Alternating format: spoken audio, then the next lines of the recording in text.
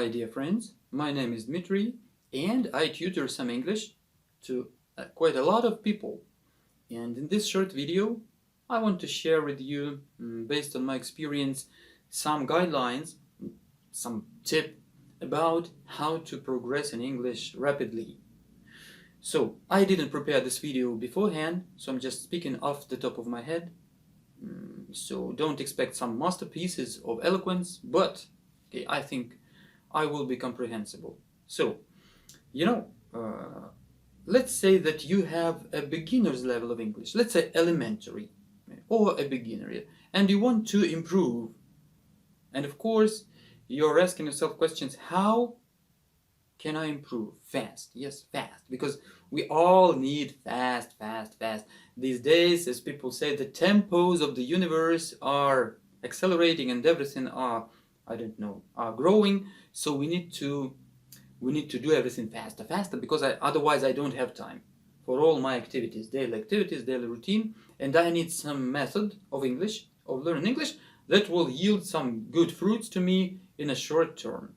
Yeah, I agree, of course. Though, honestly speaking, I don't like too rapid a progress, but I understand that it's a necessity nowadays. So anyway, you will want this, so let me give you some tips. Okay, so you see, I can name two basic approaches.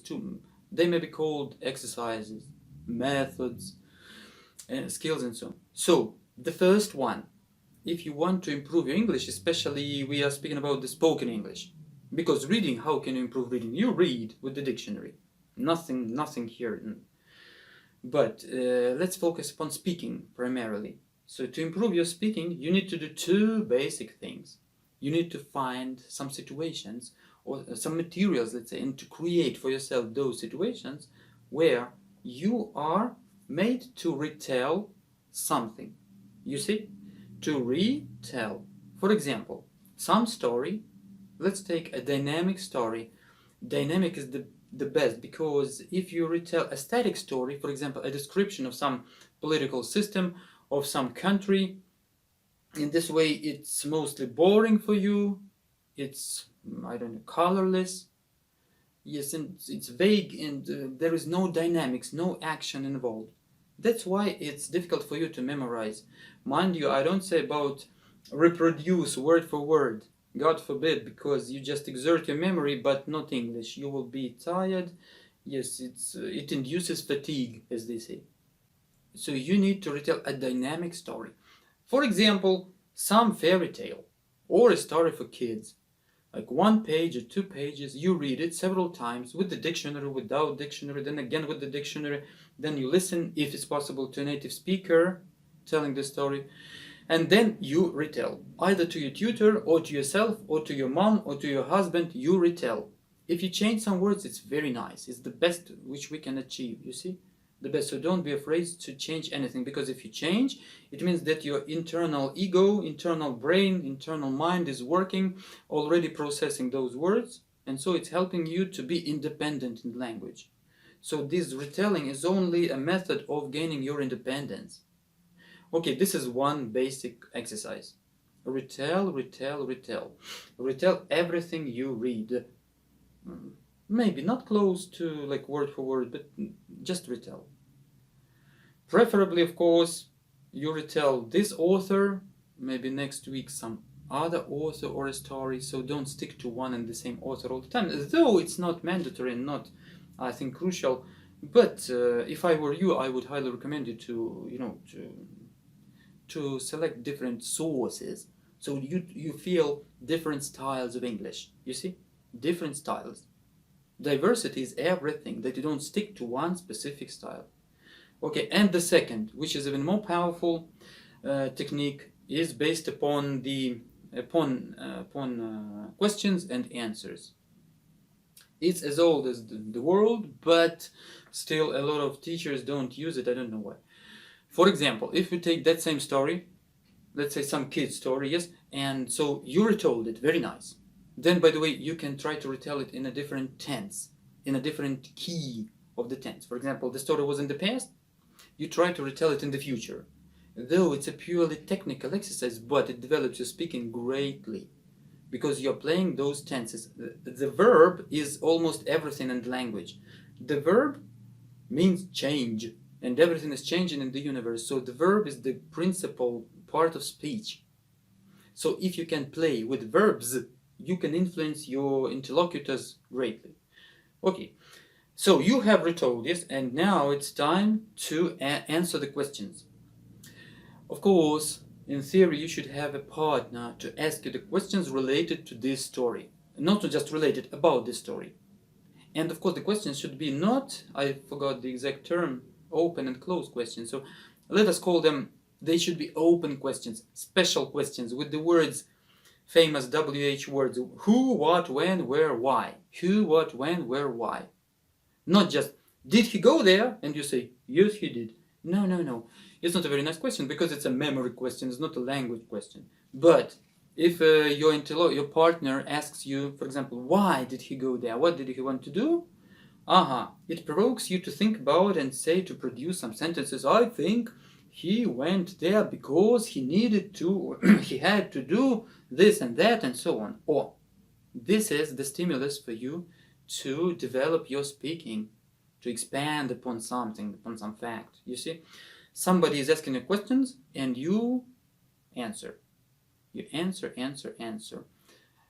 Questions should be various. You see, various. So who, what, when, where, why. Not only who, or when, various. And you answer. And believe me, if you follow these two paths, I mean retelling and answering the questions about some story, you will progress dramatically. Most people, maybe 99%, I don't know why, they don't do this. Because they are used to opening some textbooks, yes, and reading there, and doing the exercise. Sometimes, I agree that sometimes the exercises are very creative and fun, but mostly these exercises are faceless, you see.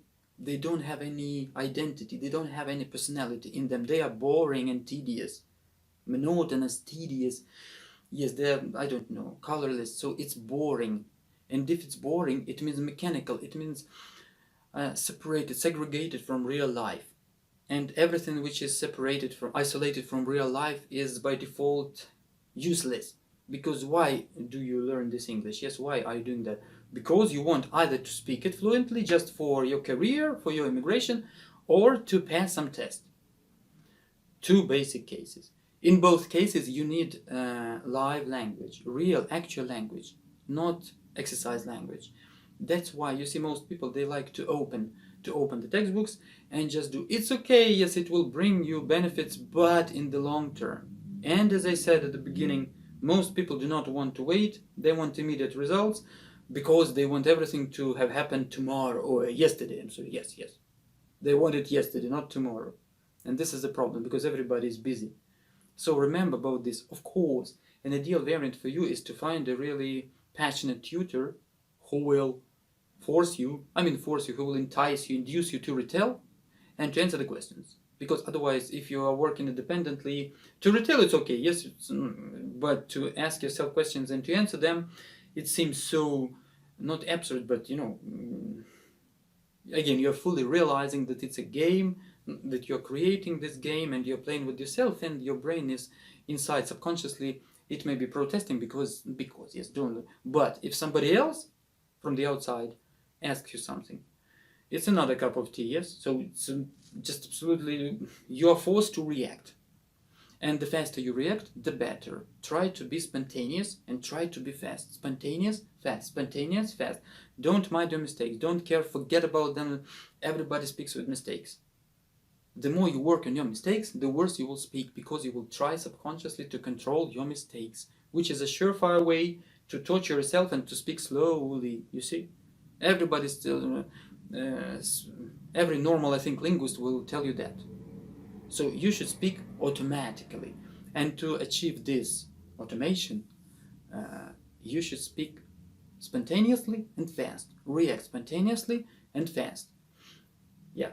Okay, guys. I hope by my teacher's habit, I repeat again these two strategies. So the first one is retelling, and the second one is answering the questions in different tenses about different aspects of the story, anything. And you will progress, I'm sure you can improve your speaking dramatically even in 2-3 months. If you do it regularly every day, 2-3 months. In half a year, you will just step on another level. And of course, by concurrent reading, you are welcome to progress even further. You see, if you combine these spontaneous speakings with your reading of various stories with the dictionary, preferably stories which you like, the topics which you are interested in, then you will see miracles with language. And of course, if we add YouTube there, those thousands of funny videos, remember always that we are living now in this informational paradise where you can learn, you can acquire any language 20 times faster than 100 years ago and even 50 years ago, because you're surrounded by such a whale of those materials that I cannot find words to describe just sufficiently how beautiful it is. Okay guys, I wish you great English and see you in the following videos.